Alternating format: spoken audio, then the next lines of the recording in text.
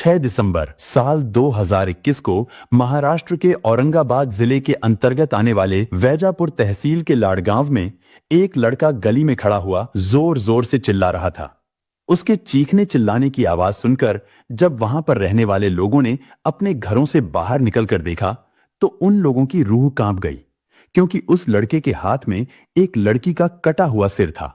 वो लड़का जोर जोर से चिल्ला रहा था कि मैंने इसे इसके गुनाहों की सजा दे दी। लेकिन वो लड़का कौन था और उसने किसका कत्ल किया था, जिसकी वजह से लाड़गांव में ही नहीं बल्कि पूरे औरंगाबाद में सनसनी फैल गई थी। दरअसल साल 2021 को महाराष्ट्र में औरंगाबाद जिले के गोरेगांव में एक थोरे फैमिली रहा करती थी, जिसमें घर के मुखिया संजय थोरे के अलावा उसकी पत्नी शोभा थोरे, बेटी कीर्ति और बेटा संकेत थे। संजय थोरे एक किसान थे। उनका बेटा संकेत भी अपने पिता संजय के साथ खेती के काम में हाथ बटाया करता था। 17 साल का संकेत हाई स्कूल में पढ़ता था, जबकि उसकी बहन कीर्ति उससे 2 साल बड़ी थी, जो कॉलेज में पढ़ती थी। और फिर कॉलेज में पढ़ाई के दौरान ही एक दिन कीर्ति की मुलाकात कैलाश प्रजापति नाम के एक लड़के से हुई। कैलाश प्रजापति गोरेगांव से 4 किलोमीटर की दूरी पर लाड़गांव में रहता था। कैलाश का परिवार भी खेती किसानी ही करता था, लेकिन कैलाश का परिवार कीर्ति के परिवार जितना संपन्न नहीं था, यानी वो लोग उतने अमीर नहीं थे। 23 साल का कैलाश प्रजापति भी उसी कॉलेज में पढ़ता था जिसमें कीर्ति थोरे पढ़ती थी। कीर्ति और कैलाश के बीच होने वाली मुलाकातें धीरे धीरे प्यार में बदल गई। इसके बाद कीर्ति और कैलाश के प्यार के चर्चे पूरे कॉलेज में होने लगे। वो दोनों एक दूसरे के साथ बहुत खुश थे। लेकिन फिर साल 2021 को जून के महीने में कीर्ति अचानक से गायब हो जाती है। उसके अचानक लापता होने की खबर सुनकर पिता संजय थोरे और कीर्ति का पूरा परिवार काफी परेशान था। वो लोग उसे रात दिन तलाश कर रहे थे, लेकिन कीर्ति उन्हें कहीं भी नहीं मिल रही थी। और फिर थक हार कर कीर्ति के पिता संजय थोरे पुलिस स्टेशन जाते हैं। वहां वो अपनी बेटी के लापता होने की रिपोर्ट दर्ज कराते हैं और सारी बात पुलिस को बताते हैं। इस घटना के बारे में पता चलते ही पुलिस भी कीर्ति को ढूंढने में लग जाती है। उसे तलाश करते करते कई दिन बीत चुके थे, लेकिन कीर्ति का कुछ भी पता नहीं चल पा रहा था। कीर्ति के परिवार वालों को अपनी बेटी की बहुत चिंता हो रही थी कि आखिर उनकी बेटी को किसने किडनैप कर लिया था। और अब सभी लोग ये मानने लगे थे कि शायद कीर्ति का किसी ने कत्ल कर दिया है।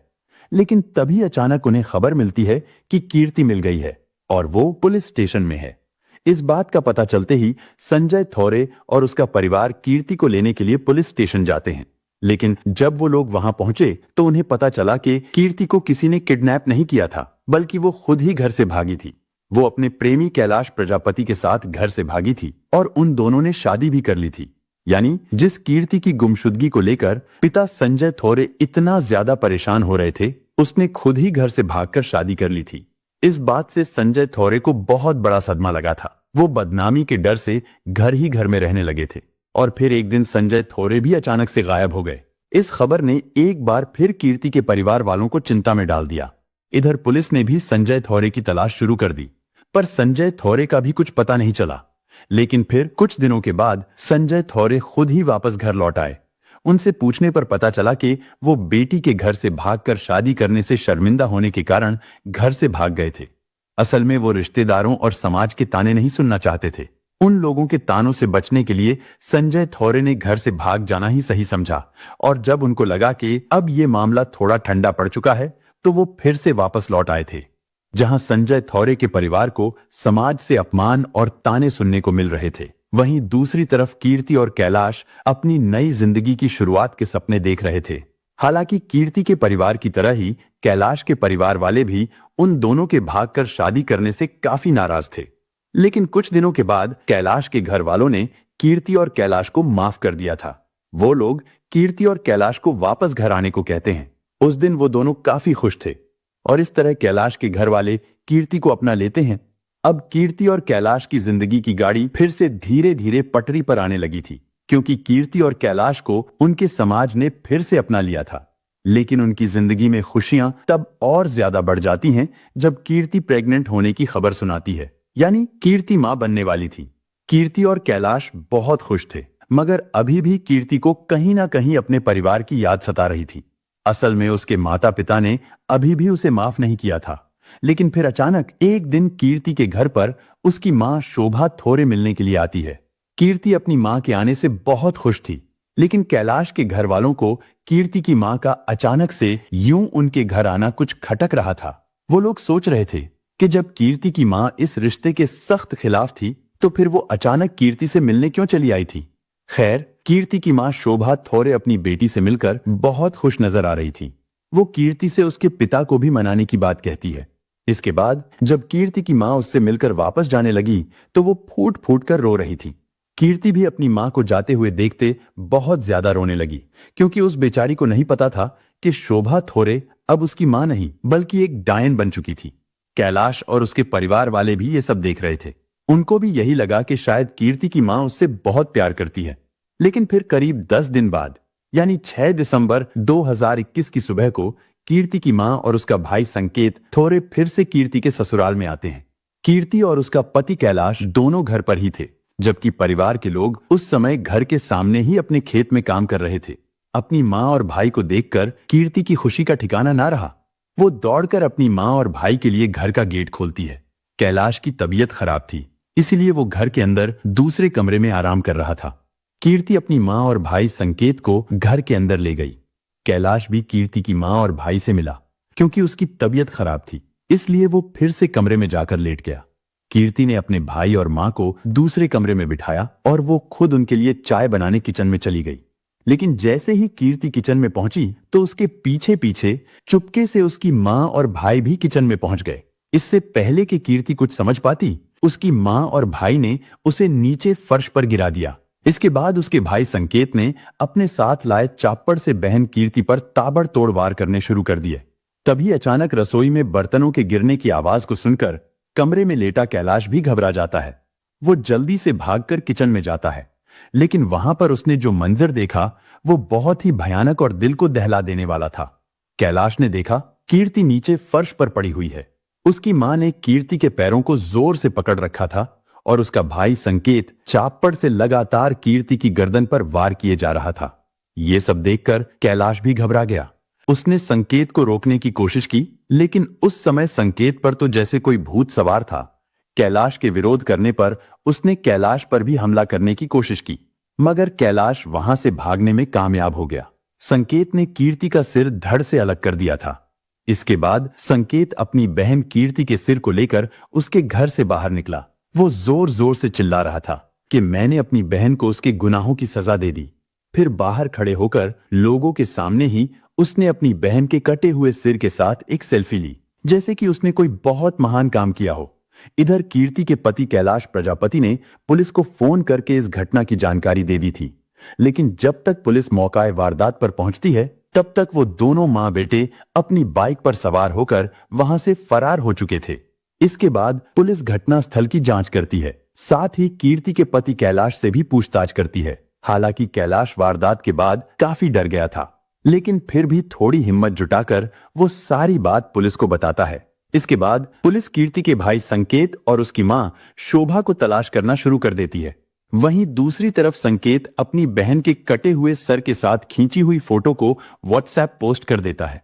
वो फोटो व्हाट्सएप पर तेजी से वायरल होती जा रही थी। इधर ये सारी चीजें चल ही रही थीं। उधर कीर्ति के भाई संकेत थोरे और उसकी मां ने वैजापुर पुलिस स्टेशन में जाकर सरेंडर कर दिया। अब ये तो साफ हो चुका था कि ये मामला ऑनर किलिंग का था। ऑनर किलिंग यानी अपनी प्रतिष्ठा और झूठी शान के लिए किसी का कत्ल कर देना। पूछताछ के दौरान संकेत ने बताया कि कीर्ति के घर से भाग जाने के बाद उनके परिवार वालों को पड़ोसियों और रिश्तेदारों के ताने सुनने पड़ रहे थे, जिसकी वजह से कीर्ति के पिता संजय थोरे को बहुत शर्मिंदगी का सामना करना पड़ रहा था। जहां कीर्ति लव मैरिज करके अपने पति के साथ खुशी से रह रही थी, वहीं कीर्ति के परिवार वालों के अंदर लोगों के ताने सुन सुनकर कीर्ति के प्रति गुस्सा और नफरत हद से ज्यादा बढ़ गई थी। हालांकि कीर्ति और कैलाश एक ही कास्ट से बिलोंग करते थे, यानी ये कोई इंटर कास्ट मैरिज नहीं थी, लेकिन फिर भी कीर्ति के माता पिता को ये शादी मंजूर नहीं थी। कीर्ति भी ये बात अच्छे से जानती थी कि उसके माता पिता कभी भी उसकी पसंद की शादी करने की बात पर राजी नहीं होंगे, इसलिए ही उसने बिना बताए घर से भागकर शादी करने का फैसला किया। लेकिन फिर शादी के कुछ महीनों बाद जब कीर्ति ने अपनी मां और भाई को अपने घर पर देखा, तो उसे लगा कि शायद अब सब कुछ ठीक हो चुका है। उसने सोचा कि उसके परिवार वालों ने उसे माफ कर दिया है, लेकिन उसकी सोच गलत थी, क्योंकि उसकी मां उससे मिलने तो आई थी, लेकिन उसके मन में कीर्ति के लिए नफरत ही नफरत भरी हुई थी। उसकी मां ने उसके घर जाते ही फूट फूट कर रोने का ड्रामा शुरू कर दिया, और जब शोभा को यह पता चला कि कीर्ति प्रेग्नेंट है और वो मां बनने वाली है, तो उन लोगों में कीर्ति के लिए नफरत और गुस्सा और भी ज्यादा बढ़ गया। शोभा थोरे ने सोचा कि जिस बेटी के कारण उसे और उनके पूरे परिवार को इतने ताने सुनने पड़ रहे हैं, वो खुशी खुशी रह रही है और अपना परिवार बसाने की तैयारी में है। इन सब बातों को सोचकर कीर्ति की मां शोभा ने अपने बेटे संकेत के साथ मिलकर प्लान बनाया कि वो लोग कीर्ति का घर नहीं बसने देंगे, चाहे फिर उसके लिए उन्हें उसकी जान ही क्यों ना लेनी पड़े। लेकिन इसके लिए सबसे पहले उन्हें कीर्ति का विश्वास जीतना जरूरी था, जिसके लिए उसकी मां शोभा ने पहले तो उससे सुलह करने का नाटक किया और फिर 10 दिन बाद यानी 6 दिसंबर को अपने बेटे को साथ लेकर कीर्ति को कत्ल करने के इरादे से उसके ससुराल पहुंची। इधर कीर्ति ने जब मां और भाई को अपने दरवाजे पर देखा तो उसने दौड़कर दरवाजा खोला। वो उन्हें अपने साथ घर के अंदर ले गई। कीर्ति उनकी खातिरदारी में जुट गई। कैलाश को भी यकीन हो चुका था कि शायद अब कीर्ति की मां ने उसे और अपनी बेटी को अपना लिया है, इसलिए वो भी निश्चिंत था। उसे इस चीज का बिल्कुल भी शक नहीं हुआ था कि उसकी सास और साला उस दिन उसकी पत्नी कीर्ति को कत्ल करने के इरादे से उनके घर पर आए थे। कीर्ति भी उनके लिए चाय बनाने किचन में चली गई थी। तभी उसकी मां और भाई भी उससे बात करने के बहाने उसके पीछे पीछे किचन में चले गए और फिर मौका देखकर चापड़ से वार करके उन्होंने कीर्ति के 2 टुकड़े कर दिए। संकेत को कीर्ति का गला काटने में कोई परेशानी ना हो, इसीलिए उसकी मां शोभा ने कीर्ति के पैरों को जोर से पकड़ रखा था। आप लोग कल्पना कीजिए वो कितना भयानक मंजर रहा होगा। इधर जब कीर्ति के पति कैलाश को घर में कुछ शोर सुनाई दिया तो उसने किचन में जाकर देखा, लेकिन उस भयानक मंजर को देखकर कैलाश भी कांप गया था।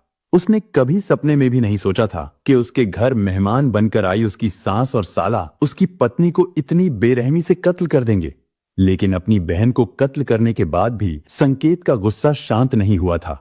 17 साल के संकेत ने न सिर्फ अपनी बहन का सिर धड़ से अलग किया था, बल्कि उसने उसके कटे हुए सिर के साथ सेल्फी भी ली थी, जैसे उसने कोई बहुत बड़ा बहादुरी का काम किया हो। कैलाश के पड़ोसियों ने भी देखा था जब संकेत अपनी बहन के कटे हुए सिर को अपने हाथ में उठाकर लोगों को बड़े ही गर्व से दिखा रहा था। अगर आपने एक मराठी फिल्म सैराट देखी होगी तो आपको जरूर पता होगा। उस फिल्म में ठीक इसी तरह लड़की के पिता और भाई उससे मिलने के बहाने आते हैं, लेकिन वो लोग धोखे से लड़की और उसके पति को कत्ल कर देते हैं। कैलाश, जो कि अपनी पत्नी के साथ नए जीवन के सपने देख रहा था, अब वो सदमे में था। उसकी पत्नी कीर्ति 2.5 महीने की प्रेग्नेंट थी।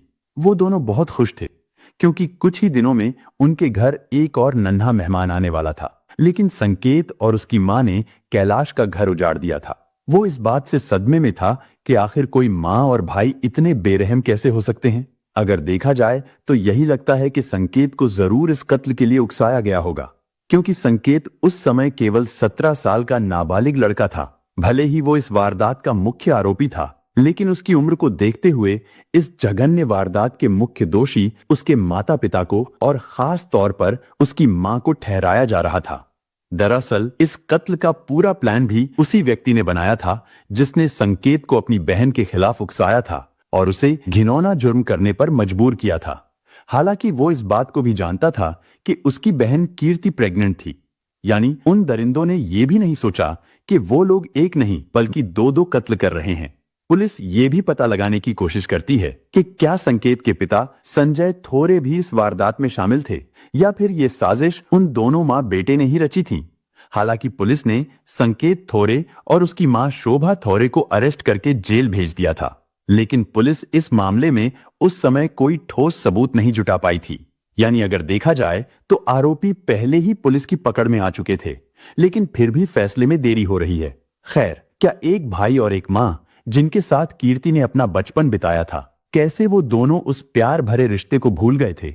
क्या वाकई समाज में बदनामी का डर इतना ज्यादा हो सकता है कि लोग अपनों को ही कत्ल करने पर उतर आएं? क्या अपनी झूठी शान और सम्मान बचाने का यही तरीका है? क्या 2 लोगों को प्यार करने पर इतनी कठोर सजा देना सही है?